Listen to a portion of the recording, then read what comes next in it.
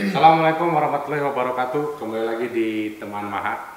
Yuk, setelah sekian lama sempat Setelah sekian lama tidak berteman. setelah sekian lama tidak berteman, akhirnya kita berteman lagi dengan netizen yang baik hati tentunya, yang senantiasa memberikan kritik-kritik yang membangun. Mudah-mudahan Bagus kritiknya. pedas. Oke, pada kesempatan kali ini kami kedatangan salah satu kerabat kami yang karya tugas akhirnya akan kita bedah dan akan kita belajar bareng-bareng. Tentunya mudah-mudahan jadi satu ilmu yang bisa diaktualisasikan oleh teman-teman di lingkungannya masing-masing. Oke, ini teman kami namanya Yuris Fahman. Seidan. Oke, judulnya, Judul tesis. ya, Judul tesis itu Masjid Raya Bandung, relasi Masjid Raya Bandung dan pusat perbelanjaan dalam memproduksi ruang kapital. Tapi lagi disusun bukunya, mau dibukukan, dialih bahasakan jadi Masjid Perkotaan dan Produksi Ruang Kapital. Masjid Perkotaan dan Produksi Ruang Kapital. Produksi Ruang Kapital. Kalau judulnya nggak berubah. Kalau judulnya tidak berubah, memang ini juga relate dengan apa yang telah kami lakukan beberapa bulan ke belakang ketika kami melakukan ekspedisi Indonesia Barat. ekspedisi Jawa Barat. Jadi kami Jawa Barat. berkeliling di Jawa Barat, belajar kepada pengelola-pengelola masjid yang ada di pelosok Jawa Barat, dan mudah-mudahan ini relate nih apa yang atau istilahnya bisa ya satu relate. Sudah menang titik temu lah. Emang apa ininya? Jadi kamari teh Kumaha? kemarin itu ya bahasa Sunda we, Santai ya, bahasa Sunda. carekan gitu netizen Oh, carekan. YouTube itu platform seluruh Indonesia. Jadi pakai bahasanya atau bahasa daerah. Jadi kemarin itu selama hampir kurang lebih 1 bulan, memang kami dan terutama Ustadz Rosyan Fahmi dan timnya diwadahi lah istilahnya gitu, oleh salah satu funding lah gitu ya, dan yang concern di bidang masjid juga gitu. Nama kegiatannya itu Takmir on Bike. Takmir on Bike. Nah, kita datang ke masjid-masjid di pelosok gitu yang memang tidak terjamah sama sekali lah gitu. Bukan sama sekali gitu. Yang memang rata-rata yang kita datangi itu memang tidak ada relasi dengan pemerintah gitu. Bantuan dan lain sebagainya pun tidak ada gitu. Tapi hidup gitu. Masjidnya tuh kegiatan rutin, gotong royong segala macam gitu yang. Dan beberapa masjid yang kita temui itu memang unik. Setiap daerah tuh punya permasalahannya masing-masing. Kayak di Jampang itu permasalahannya kan isu lingkungan. Si masjid ini tuh dijadikan satu lumbung solusi gitu.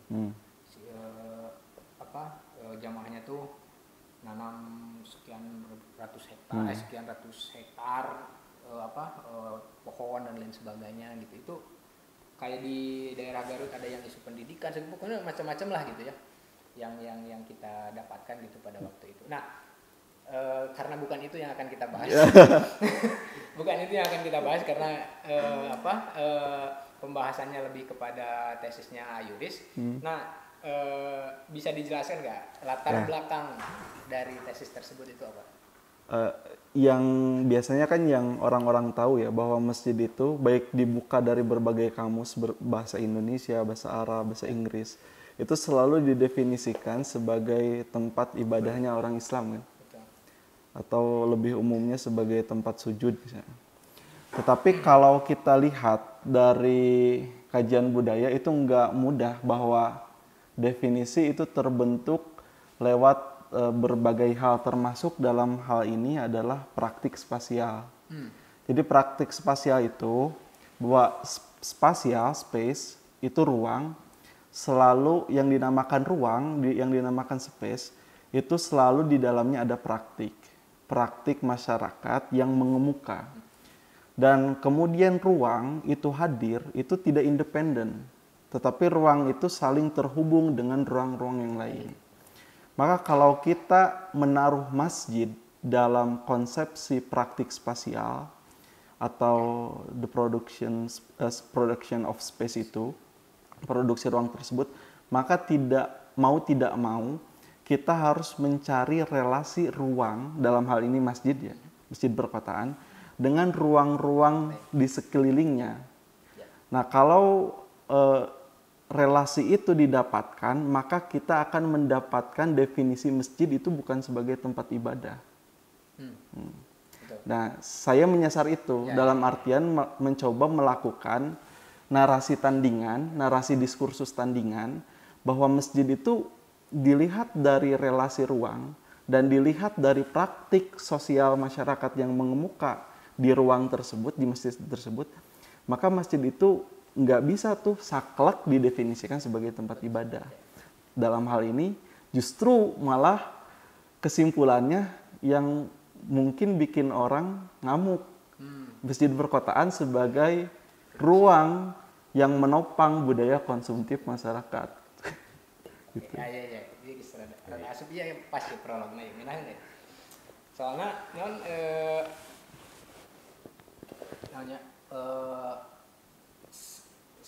berarti kalau misalnya kita tadi ulas prolog dari Ayudis, mungkin secara sederhananya bahwa setiap satu space atau apapun itu gitu ya, itu pasti korelatif dengan space yang lainnya gitu. Nah, dari hubungan seluruh space yang ada ini baru kita bisa menarik satu definisi tertentu gitu ya. Oke.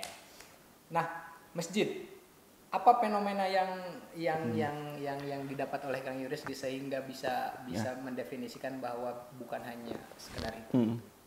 Jadi sebelum ke ngomongin fenomena itu, untuk membedah itu saya pakai 4 teori ya. Okay. Yang pertama teori Henri Lefebvre, dan itu menjadi teori fokus ya. Yang bukunya The Production of Space, itu produksi ruang. Dia mengemukakan bahwa ruang itu terbagi ke dalam 3. Yang pertama itu praktik spasial. Praktik spasial itu bahwa di dalam ruang pasti ada praktik. Contohnya ini ruang Rock Denim misalnya. Pasti ada praktik, ada kepentingan atas praktik tersebut. Dan di dalam ruang tersebut berisikan berbagai kepentingan praktik. Kepentingan maha itu akan berbeda dengan kepentingan si pembuat jaket denim. Nah, begitupun dengan masjid. Jadi selalu ada praktik spasial yang majemuk, yang banyak, dan itu kepentingannya berbeda. Nah, yang kedua itu representasi ruang. Nah, representasi ruang adalah konsep space ya. Jadi ruang yang dikonsepkan oleh si pembangun ruang. Nah, misalnya masjid kan dikonsepkannya oleh si arsitektur, itu kan tujuan niatnya untuk sebagai sarana ibadah ya. Tetapi di dalam yang ketiga ini ada ruang representatif.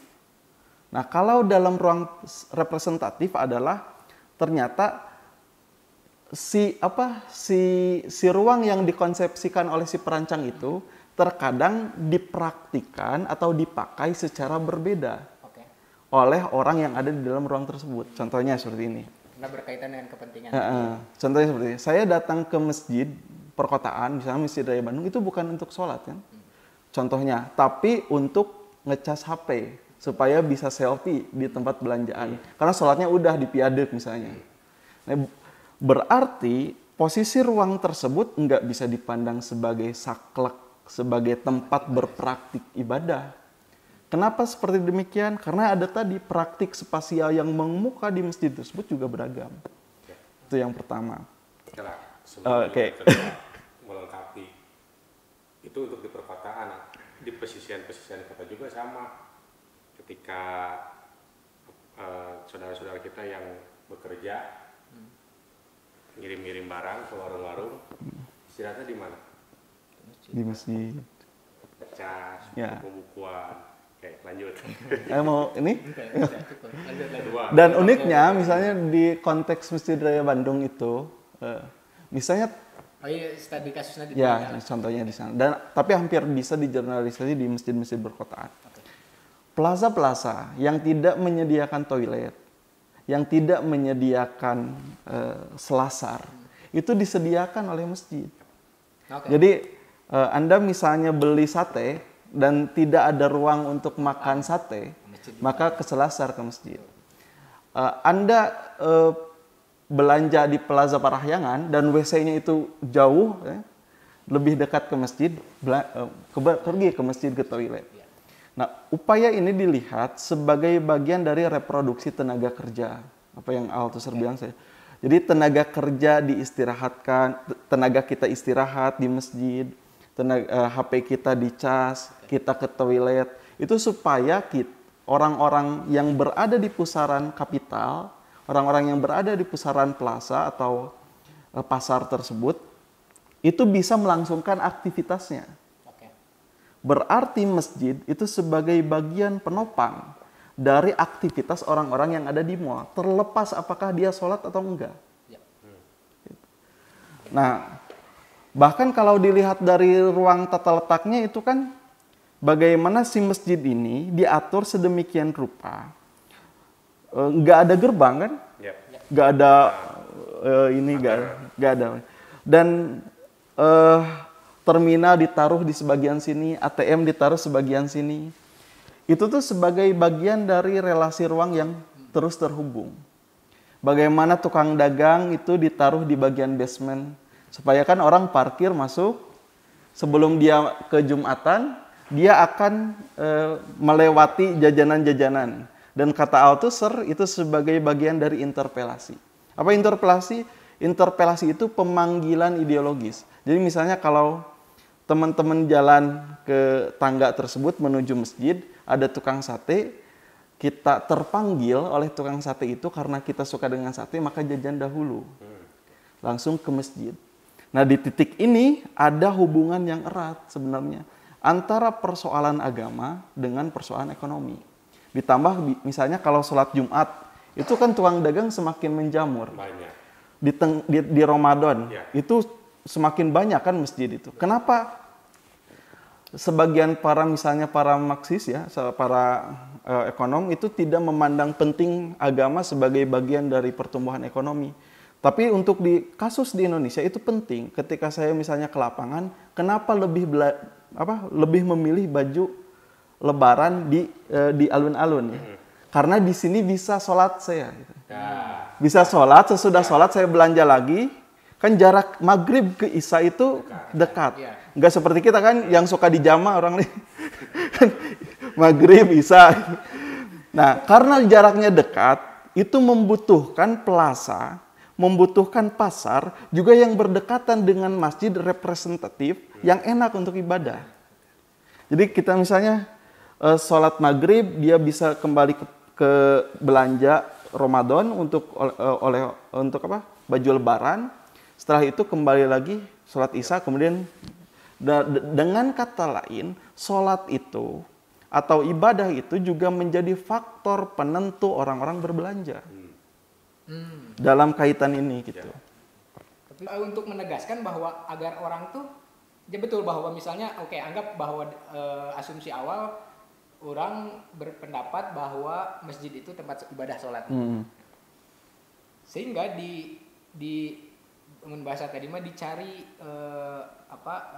relasi dengan space-space yang lain untuk menegaskan definisi itu gitu. Nah itu masuk ke lamun gitu.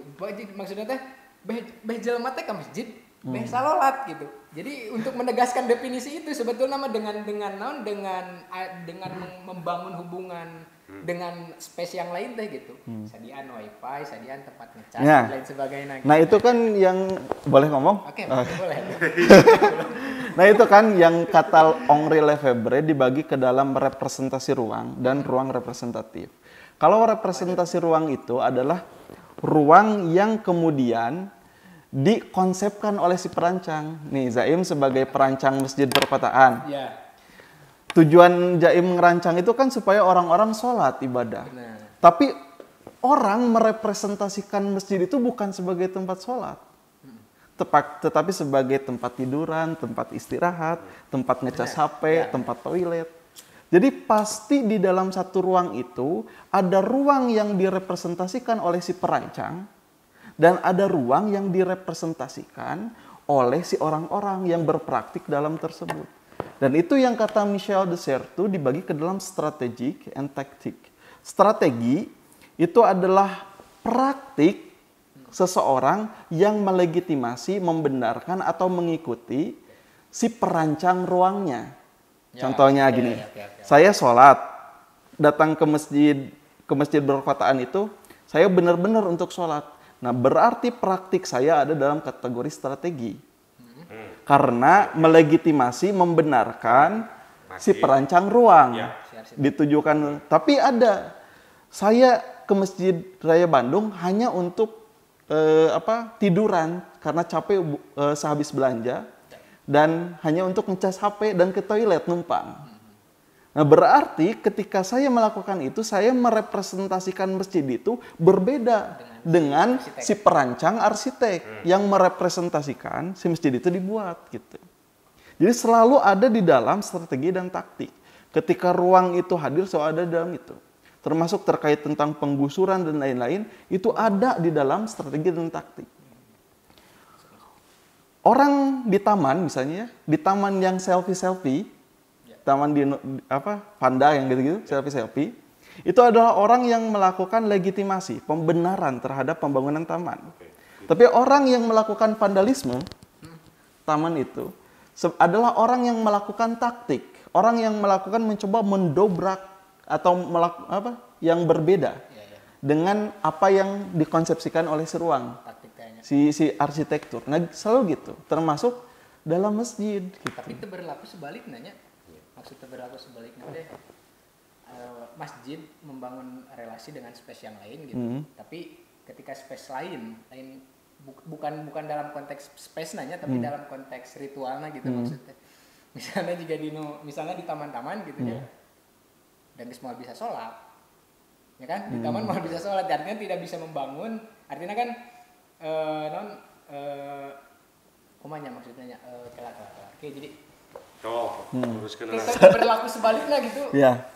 Eta kumata. Jadi ID masjid mah jika nu segala bisa. Oke. Seolah-olah diwadahan gitu aktivitas-aktivitas anu nya mempermudah atau nu matak nyaman gitulah gitu. Tapi aktivitas masjidnya bukan seharusnya lah nya kuduna jelema salat di masjid gitu nya, tapi tidak salat ke masjid.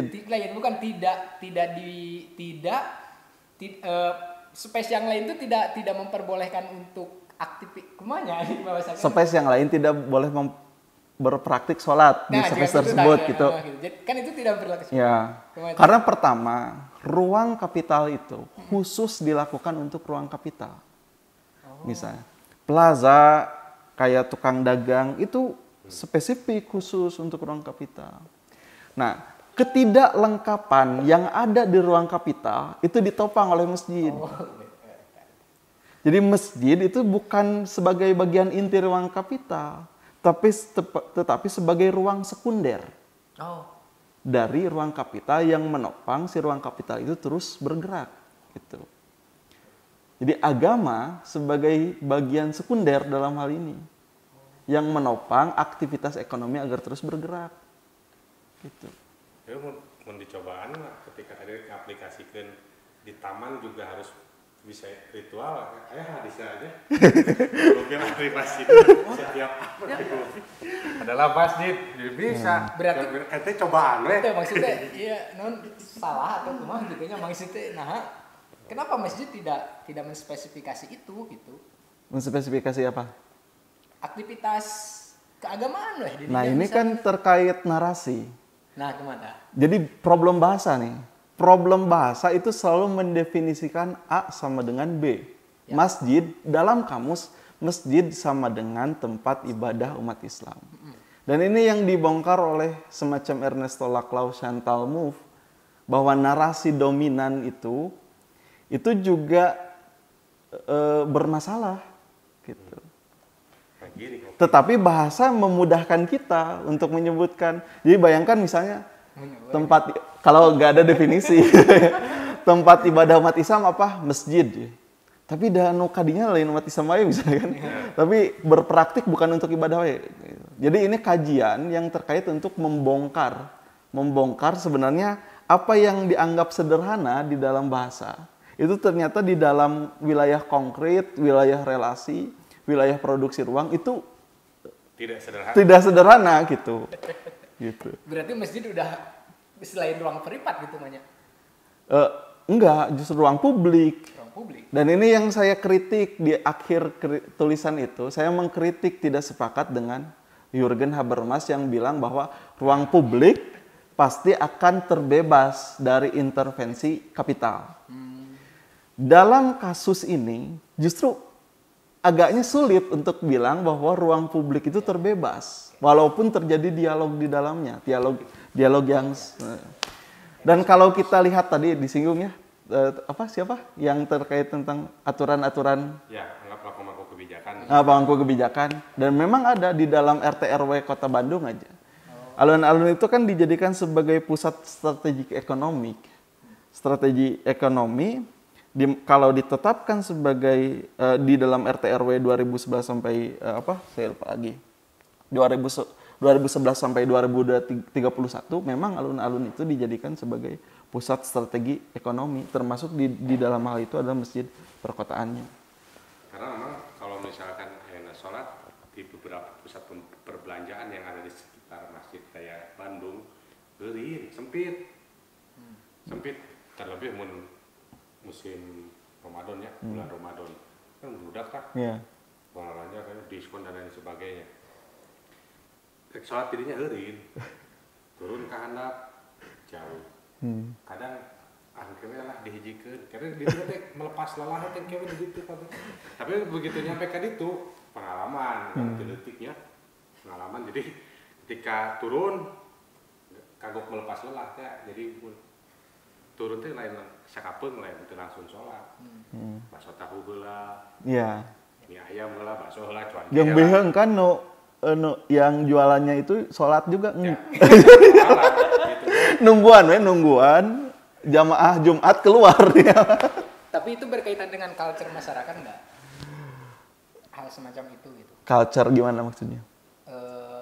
Misal ya namanya, kan taruhlah misalnya si masjid teh menutup produksi ruang kapital.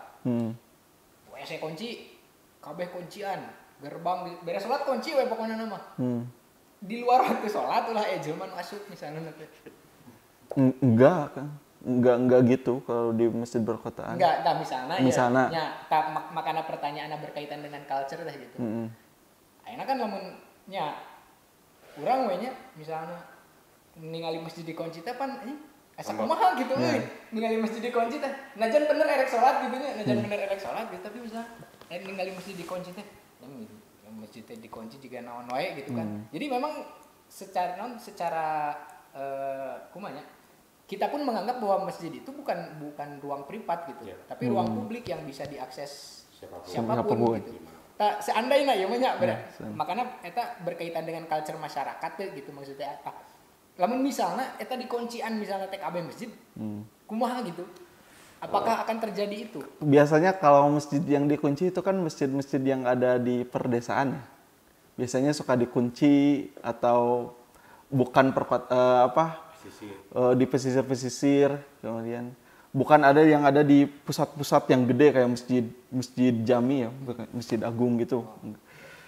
Itu biasanya ada hal-hal kayak maling, kayak gitu yang membuat DKM atau orang-orang yang mengelola masjid mengunci masjid tersebut. Tapi beda kasus dengan masjid-masjid perkotaan di tengah pusat kota, terutama di alun-alun. Biasanya jangankan ada gerbang, nggak ada tuh gerbang, nggak ada tuh benteng yang besar. Karena kalau di benteng itu relasi ruangnya akan bukan terputus, terbatas ya, memudar sedikit ya. Bahkan kan penempatan halte bus, kemudian ATM di sini, kemudian di sini itu tuh kan setelah orang turun dari bus untuk menuju pusat perbelanjaan yang ada di bawa duit dulu, lewat masjid dulu, lewat tukang dagang dulu, itu tuh diatur sedemikian rupa dalam rencana tata ruang itu. Jadi sebagai satu ruang yang berkesatuan. Jadi kehadiran masjid, kehadiran pusat perbelanjaan, kehadiran ATM, kehadiran tukang dagang itu sebenarnya adalah satu ruang. Satu ruang tetapi praktik spasialnya berbeda. Teman saya ngegunain Masjid Raya Bandung itu sebagai tempat COD buku. Karena kesadaran masyarakat kalau kita merujuk alun-alun itu adalah Masjid Raya Bandung. Nah, karena kesadaran itulah Masjid Raya Bandung dijadikan sebagai tempat COD buku. Jadi bisa berimplikasi juga kepada kesadaran orang yang dia itu nggak hadir di Masjid Raya. Maksudnya nggak bertempat tinggal di sekitar sana. Tapi konsekuensi apa gitu ya yang akan terjadi apabila satu space tertentu tidak membangun hubungan dengan space yang lain?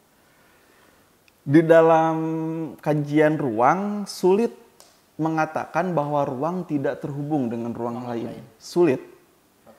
Apakah ada ruang yang tidak terhubung dengan ruang lain? Nggak ada kayaknya. Kayaknya nggak ada. Karena untuk akses, misalnya untuk saya tadi dari Cibio ke sini nih, ke Cimahi. Kan saya melewati ruang-ruang yang lain. Dan ketika melewati ruang-ruang yang lain, itu meniscayakan keterhubungan saya. Saya beli dulu bensin di SPBU misalnya. Saya istirahat dulu. Jadi kehadiran saya di sini meniscayakan kehadiran saya di ruang-ruang yang lain sebagai bagian dari reproduksi tenaga kerja saya supaya saya hadir di sini. Gitu. Jadi sulit mengatakan ruang tidak terhubung. Nah, karena karena dalam kajian ini meniscayakan ruang terhubung, maka penting pula membahas keterhubungan ruang tersebut, termasuk masjid itu. Nah, masjid kan dipandang sebagai satu yang sakral ya. Di kajian ini enggak gitu, karena ada berbagai. Benar, asa biasa gitu. Tapi kan memang dianggap yang namanya ya masjid tidak ada bedanya dengan fasilitas publik yang lain kan. Asumsinya juga. Karena memang bener akhirnya kan semuanya setiap kamu masjid perkotaan mah namanya maksudnya kapital pisan gak namanya adu gede bangunan terus kas karena tahu unggal minggu ini diumumkan tuh puluhan juta wae anjing kasanan lagi ratusan juta.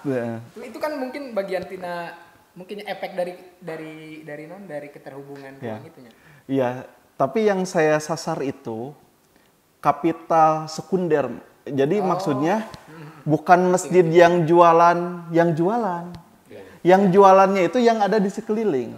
Dan masjid menjadi ruang sekunder bagi penopang orang yang kerja. Misalnya contoh, satpam di BRI itu kan ada Bank BRI di sana.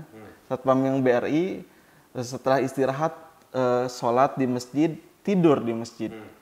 Kenapa saya tanya tidur? Karena ruangannya lebih enak dibanding tidur di tempat pos gitu. Berarti untuk untuk melengkapi yang tadi agar bisa menjadi primer. Jadi naik derajat masjidnya dari sekunder jadi primer. Harus jadi primer, yang primernya bukan pusat perbelanjaan ya. Jadi ada masjid punya saham atau syukur-syukur bisa dibeli. Beli terapkan kaking kudu make jilbab tuh kan bisa.